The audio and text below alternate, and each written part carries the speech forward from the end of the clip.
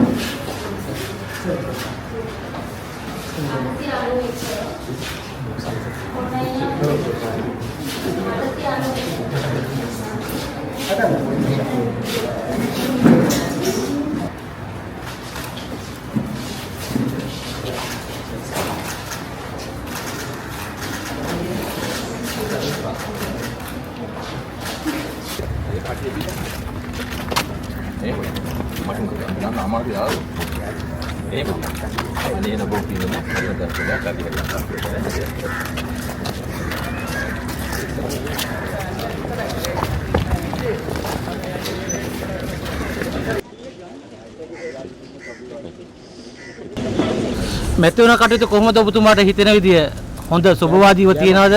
මම හිතන්නේ තාමත් සාර්ථක මැතිවරණ ව්‍යාපාරයක් දියත් කරා. ඊටමත් හොඳ සාර්ථක ප්‍රතිඵල ලැබෙවි කියලා දැඩි විශ්වාසයක් අපිට තිබෙනවා.